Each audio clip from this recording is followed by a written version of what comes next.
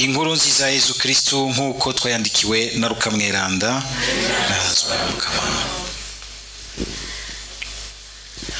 Yesu asubira ibugarire ari n'ububasha bwa mutima. Inkuru yiwe ikwira igihugu cyose, kandi yahora yigishiriza mu masinagoga yabo aninahazwa na bose. Araheza azi Nazareti aho yari yararezwe, arinjira mu isinagoga nkuko yahora bigenza ku minsi y'isabato. Arahaguruka ngo asome.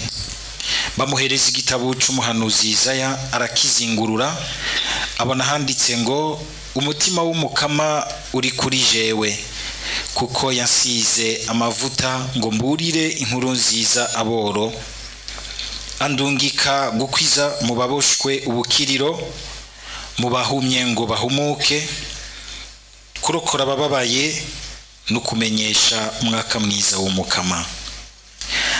Ahejeje arazinga igitabo, agihereza uwahakora, acaricara. Abari mu isinagoga bose bari bamuhanze amaso.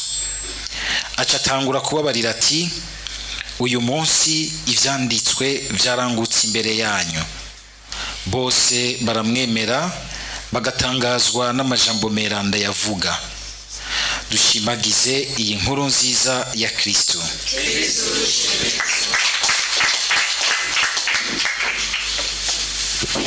Tumaze igihe muri ibi bisomwa vya mbere tuzirikana iri baruwa rya mbere ry'umutumwa Yohani, aho amaze igihe kirekire ariko aratwigisha kuri iri bwirizwa ry'urukundo, kandi ku munsi tukumva ko hari ico atwigisha mu gutahura iryo bwirizwa mu buzima bwacu, turirabira mu bucuti dufitaniye n'Imana, kandi tukabona ingene bica bisesekarira mu bucuti dutegerezwa kugiranira hagati yacu.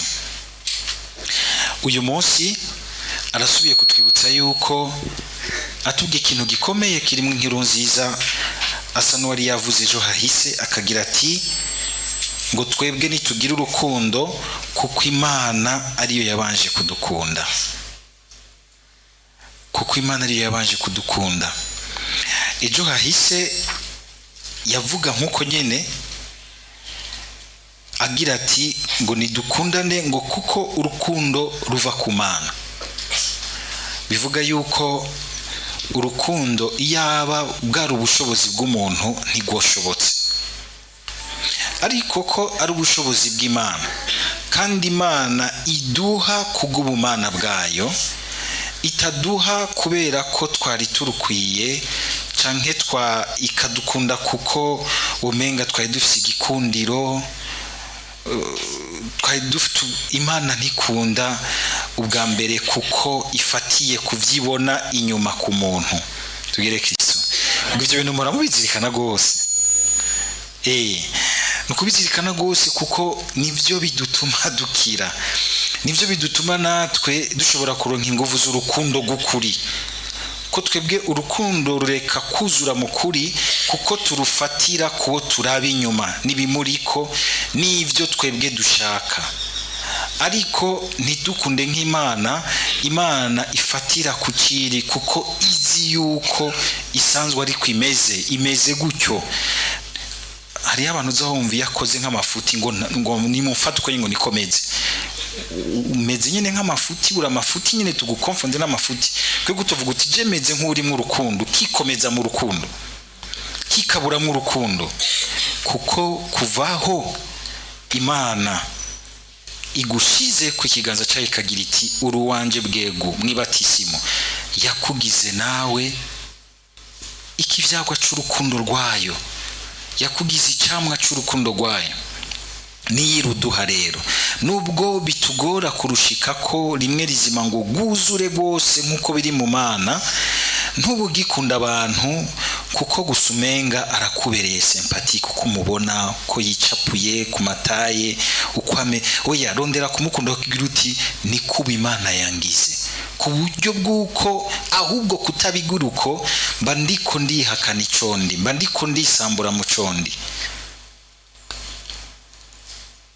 muti ndabona ngene muri ko murandaba muti pati ibyiko ravuga biraryoshe mugabo hageze kwishira mu ngiro biragoye kazamva yo ngo nakanda mufitiye uruzigo kandi ukamengukiye urumva nyene ko hambaye ko mufitiye uruzigo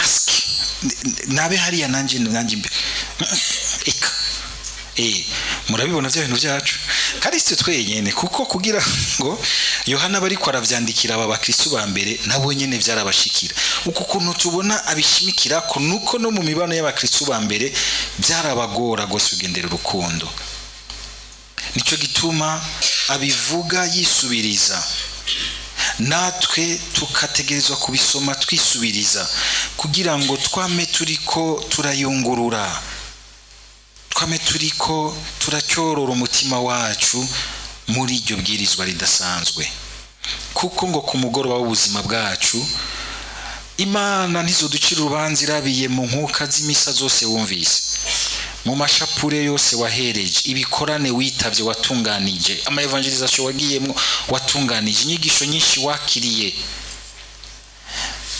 suba kwatacu bimaze kuko ivyo nivyo biza nk'ibiduha inguvu z'urukundo mugabo utabikoresheje nk'ibiguha inguvu z'urukundo bigufa kubusa ngo kumugura w'ubuzima bwacu tuzobazwa ingene twakunze Imana nizogira iti wewe warokifye post ikomeye cyane mu gihugu kandi urahambaye canke warabaye umuntu akomeye mu vy'ubukristo waravugishijwe warerekwa bimwe dukunda twese dushaka uyu munsi twese dushaka kwerekwa Imana yambwiye ngo kuri wewe naho n'urusaku ruri muri wewe utwara mu Mana rushaka kwinjira mu buzima bw'abantu gusa hari ibintu usanga biri muri twega abantu tugaca tubiprojecta mu Mana psychologiquement tugaca tuvyitirira Imana yambwiye ngo ubwo nivyo Para kagira ati reka mbere gucambirwa ubwa mbere ivyo kuko bihubisha benshi bakisuka mbere mu nzira z'amashetani menshi hakurondera kwibuganizamo kwiyuzuza urukundo ivyo bindi Imana bitanga uko ishatse nta numwe aja gusorera Imana iti mukama ndabira umpe nanje kabisa ndashaka kugura urushengero hamwe mvuga abantu bagacika imihindi giti ngarumvise je bundi abantu ko bagura amadini dushaka ibintu bitugira ibi bintu by'aba influenceur ngo dushaka ko aba influencer twese no mu by'ubukristo tuba aba influenceur bose baduconsulte nturinda kubiniganira ahubwo icyo woniganira ukagwanira ko wokomera mu rukundo umuntu avuze gutyo acatangura kwibaza n'ibyo bintu patira avuga bifatiye he ni ibinyene bisanzwe Yohani atubwira akagira ati kumenya gukunda umuntu mu buzima busanzwe muri ivyo nyene biboneka ati kuko kuvuga ko ukunda Imana utabona mu bitaboneka ico gisantima kiroroshe n'indatagifise nizobaza n'umupagana y'iguma zutumbera akunda Imana akubwira ati ngo ndakunda Imana mugabo sinayiko nako yikunda ndayiyumva mu kundi nta numwe uzosanga avuga ngo aranka Imana oya ni na shetani arakubwira iti kunda Imana ntaca aho hanze bakubone ko kunda Imana mugabo ze turasangira utuntu tumwe tuturoperera hamwe kabuboneke ko kunda Imana nta kibazo kukunda ibintu vy'Imana kukundi neza ariko unkundire turiya tuntu tutubandanye hamwe kuko irazikiko aho nimwe abandanya hamwe izote bihagufatira byose biranverse Yohana akagira ati rero urukundo ntitururondere muri bijya bica dutokesha nk'Imana ahubwo rurondere mu buzima bwawe hamwe ugerageza kwihanganira ubundi kumwe twabizirikana uheruka bica biza muri ca kigabane ca 12-13 cibaruwa ibigabane by'ibaruwa Paulo yandikiye abanyekore ntagira ati urukundo rurihangana gwemera byose rurinda byose urukundo ntiruhera urya muntu nyene mukorana imisi yose mubana mugendana muba ujya mwimenyerezo tugire Kristo. Ni ishikanwa ryiza riryoshye gose imbere y'Imana.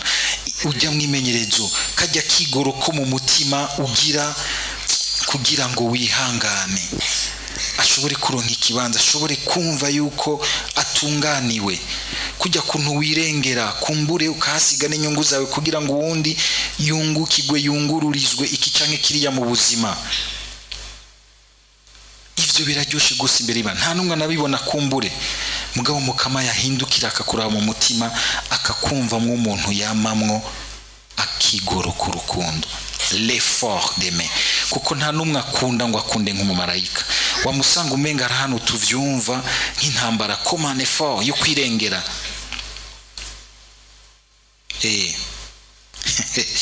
Tugire Kristo. Birashika nk'umupatiri kaza wumva yahanye rendezvous n'abantu bagire baje nko kumuha agacupa ngo aruhukire hamwe nabo. Kaza wumva telefone pati hari umuntu agwaye agukeneye gose. Yezu nawe vraiment niriwe ngaha ncutse mu butumwa naringiye nanje kuruka hamwe n'abandi. Hari umuntu agira cikana agukeneye ngo kizo guti mission y'urukundo.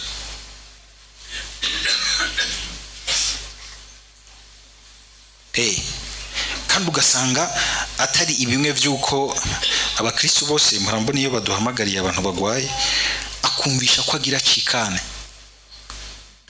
ariko ushitse ugasanga n'umuntu yagira ngo aragukumbuye. Muranda kumva ku radio partner ndagukumbuye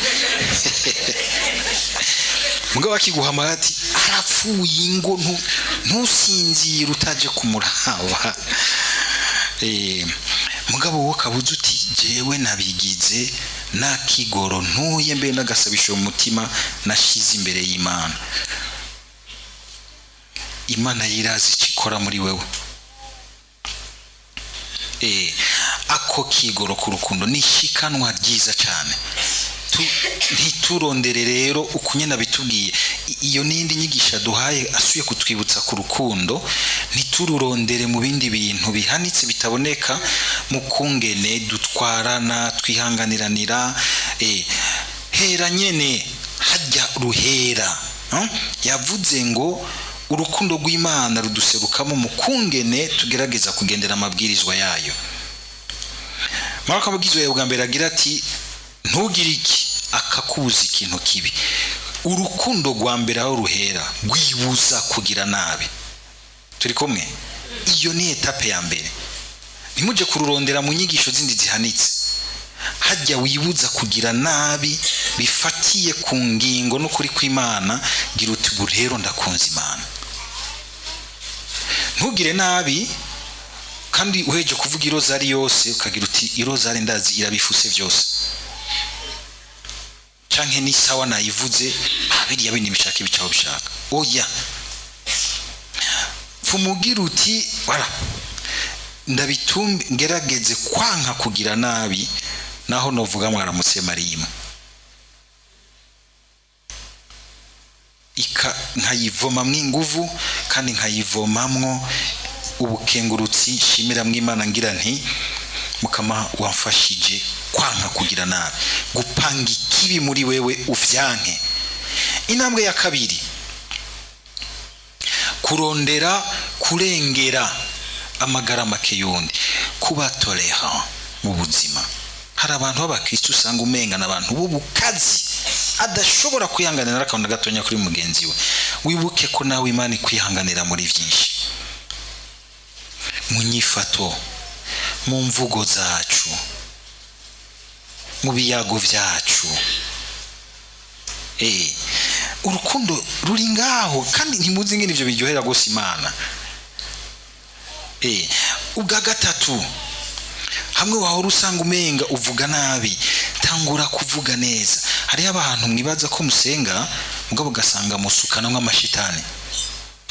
Wamuzu uvuga ibintu bibi kandi wamya kuvuga ibisabisho vre mugoro urimi gwawe ruzamwe ubumara no muhezagira imbere y'Imana. Bimeze gute? Imbere y'Imana ni mihezagiro, nukuri nahaza Imana. Ugeze hanze n'ubumara.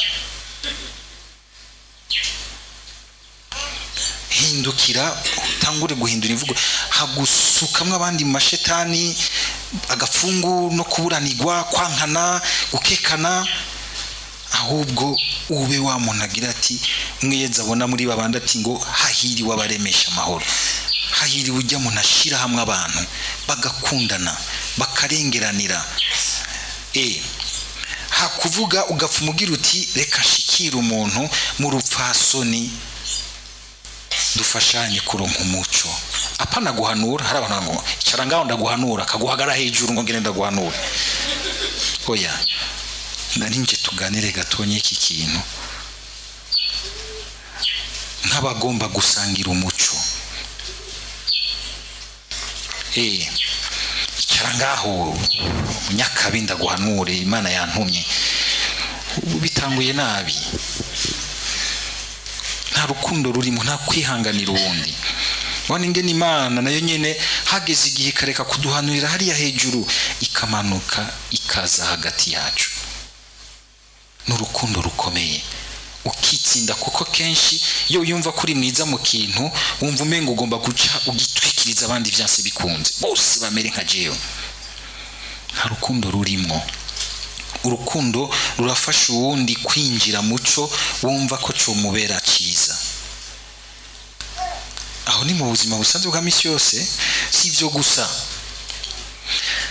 Ugaca utangura iyindi ntambuko yo kugerageza kuryohereza ubuzima abandi. Reka mbe mu bandi bumve ko batunganiwe, baroraniwe. Sinze ndabashira ibiti mu maguru, sinze ndabaremereza icondi, sinze ndabiyemera ko umwanya wose. Hariho abantu iyo baturi hagati twumva umenga turagukiwe, twumva umenga turahumeka. N'abandi iyo baje wumva umenga ucucika kantu urupwagwa icyari rurakuremera, ukumva umenga ntawe usaganiriza, umenga uri kwa baranyica. Cyane cyane aho rero ku bakuru mu bantu basanzwe barongoye abandi, si ukwikengereza oya, kuko naho nyene n'umuntu yaciye bugufi ndove dusanga tuguye mu mutego wo kumukengero. Kaguma wibuka uti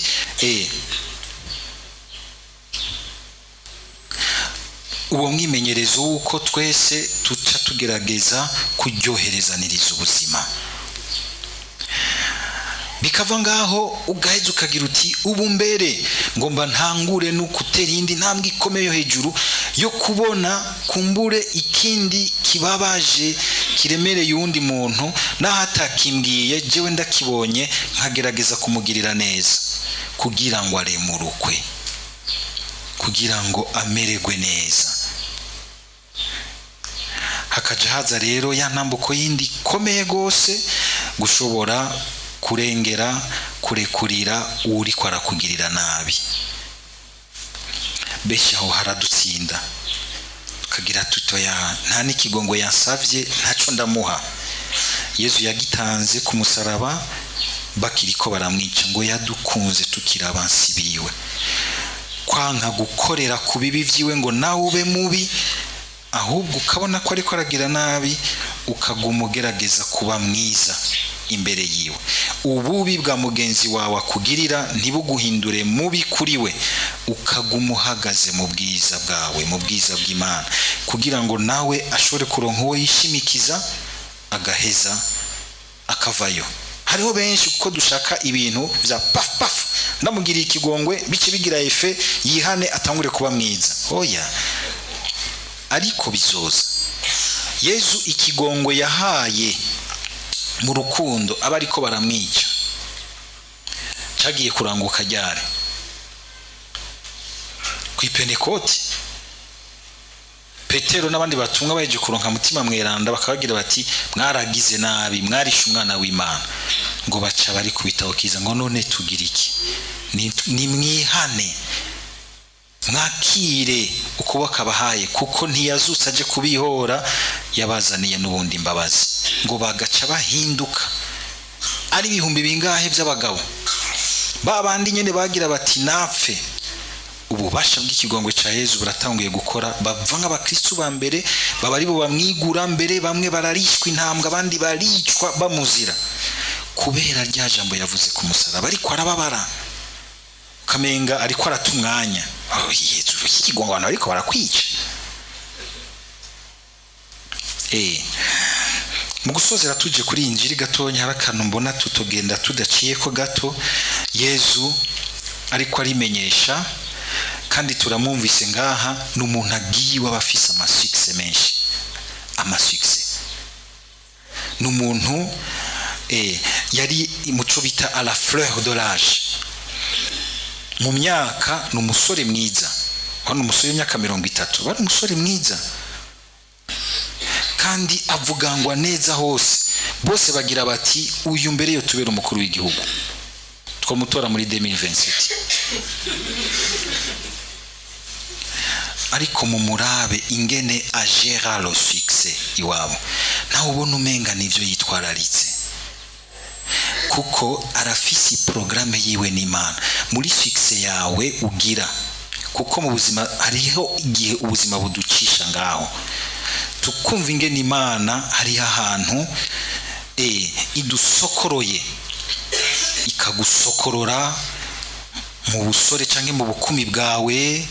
Hamwe wubatse urugo kumva umenga isi yose ni gwawe, bose baragutera amashugu, bose agira batarateye intambwe, hamwe ushikiriye iki, hamwe uronse diplome, hamwe ugize iki. Ubijera gute muri wewe? Hamwe iki na kiriya kigukundiye ubitunganya gute? Yesu kabona yuko atari ivyo yitwararitse bwa mbere, ahubwo akitwararika kumva ko iyo fixa afise nukugira ngo Imana irangurire igihugu cayo ikintu yabemereye. Tugire Kristo. Abenshi tujera fixe yacu tukayita gwacu, tugaca tuyiheramwo, tukayifata égoïstement, de façon égoïste.